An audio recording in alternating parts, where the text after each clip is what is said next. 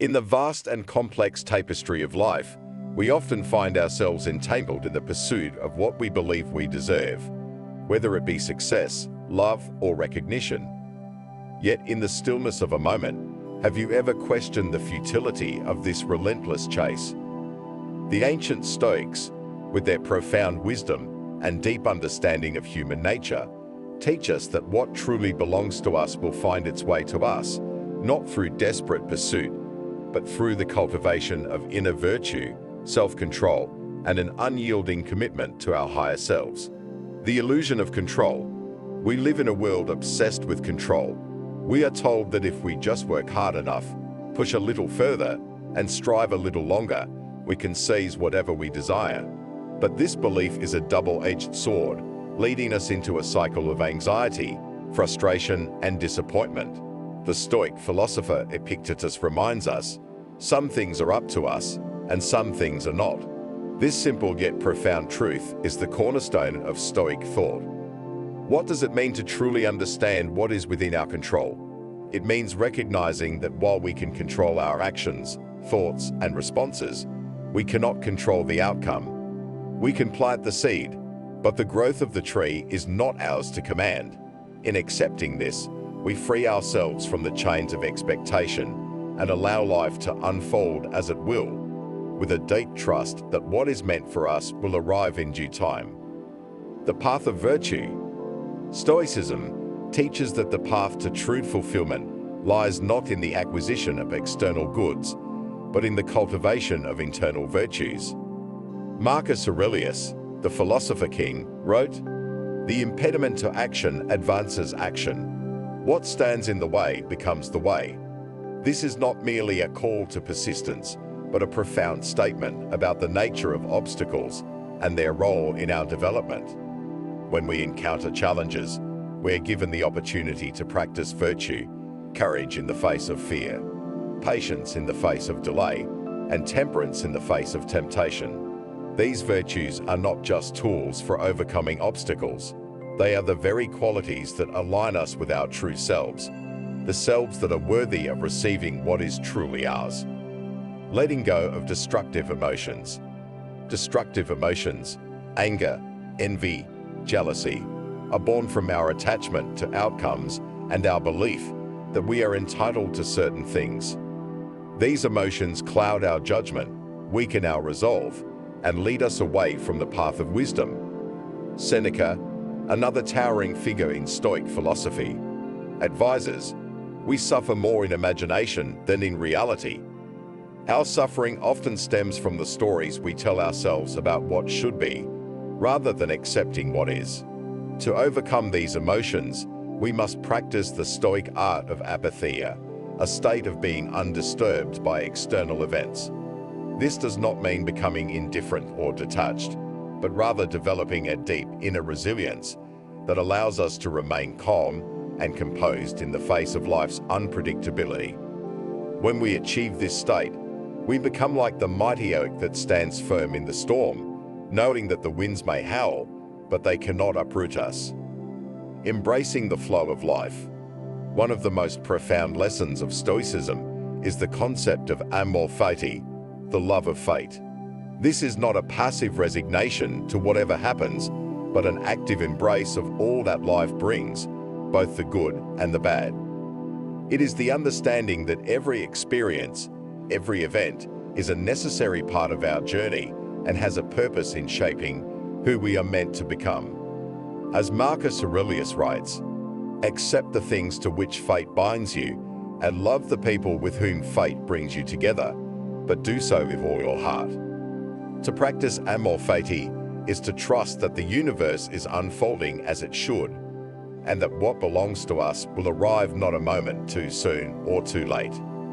The red thread of patience and trust. In our journey through life, patience is not just a virtue, it is a necessity. The Stoics understood that time is not something to be fought against, but something to be embraced. We must allow life to unfold in its own time, trusting that what is meant for us will arrive when we are truly ready to receive it. This is the red thread that runs through Stoic thought, a deep, abiding trust in the natural order of things. When we align ourselves with this order, when we let go of the need to control every outcome, we find a peace that is unshakable, a calm that is invincible. It is in this state that we become truly open to receiving what belongs to us, for we are no longer chasing it with desperation, but welcoming it with grace. The power of self-control. Self-control is not merely the suppression of desires, but the mastery of them. It is the ability to act with intention rather than reaction, to choose our responses rather than being driven by impulses. This mastery is at the heart of Stoic practice, for it is through self-control that we become the architects of our destiny. Epictetus teaches, "No man is free who is not master of himself." In mastering ourselves, we become free from the tyranny of external circumstances. We no longer feel the need to grasp at what we want, for we understand that true freedom comes from within. When we are in control of our inner world, the outer world cannot dictate our happiness or our sense of self-worth. Fortitude in the face of adversity. Life will inevitably bring adversity, and it is in these moments that our true character is revealed. The Stoics believe that adversity is not something to be avoided, but something to be embraced as an opportunity for growth. Seneca, in his letters to Lucilius, writes, "Difficulty strengthens the mind, as labor does the body." Fortitude is the strength to endure hardship without losing our inner balance. It is the courage to face whatever comes our way with dignity and grace, knowing that every challenge is an opportunity to practice virtue. When we cultivate fortitude, we become resilient to the ups and downs of life, and we are better prepared to receive what is truly ours, for we have proven ourselves worthy of it. Overcoming destructive emotions. The Stoics understood that destructive emotions are the result of false judgments. When we believe that our happiness depends on external things, we become vulnerable to fear, anger, and despair. But when we realize that our happiness is determined by our inner state, we free ourselves from these destructive emotions. Marcus Aurelius advises, "The happiness of your life depends upon the quality of your thoughts." To overcome destructive emotions, we must cultivate a mindset that is rooted in wisdom and virtue. We must learn to see things as they truly are, without the distortions of fear or desire. This clarity of vision allows us to respond to life's challenges with equanimity and grace, rather than being driven by impulsive reactions. The serenity of acceptance. Acceptance is a central theme in Stoic philosophy. It is the understanding that there are some things in life that we cannot change, and it is pointless to resist them. This does not mean giving up or becoming passive, but rather recognizing the limits of our power and focusing our energy on what we can control. As Epictetus teaches, make the best use of what is in your power and take the rest as it happens. When we accept the things we cannot change, we free ourselves from unnecessary suffering and open ourselves to the possibilities that life has to offer. Acceptance is not resignation, but a form of wisdom that allows us to navigate life's challenges with calm and composure. The wisdom of detachment. Detachment is not indifference, but a deeper form of engagement with life. It is the ability to participate fully in the world without becoming attached to outcomes. The Stoics believed that true freedom comes from detachment, for when we are not attached to specific results, we are free to act with clarity and purpose. Seneca writes, "He who is brave is free." This freedom comes from understanding that our worth is not determined by external successes or failures, but by the quality of our inner life. When we detach from the need for specific outcomes, we become free to pursue what is truly meaningful and important, without being swayed by the changing tides of fortune. The inner peace of Stoicism.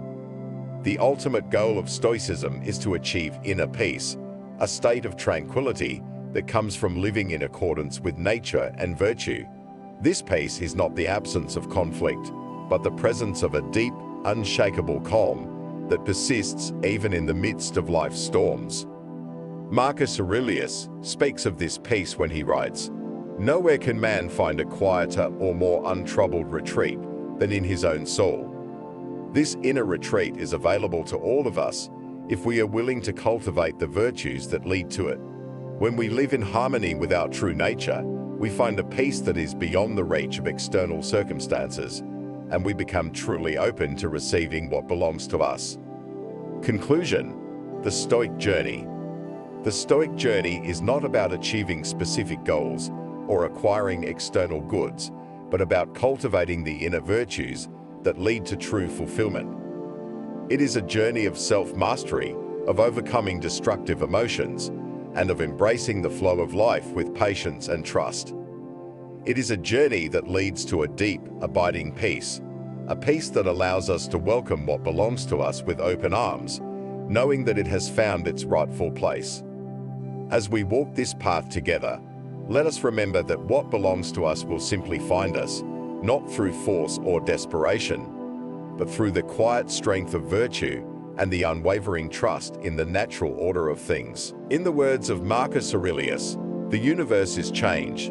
Our life is what our thoughts make it. Let us choose our thoughts wisely, and let us walk the Stoic path with courage, patience, and grace." For in the end, it is not what we possess that defines us, but the quality of our inner life, the life of virtue, of wisdom, and of peace.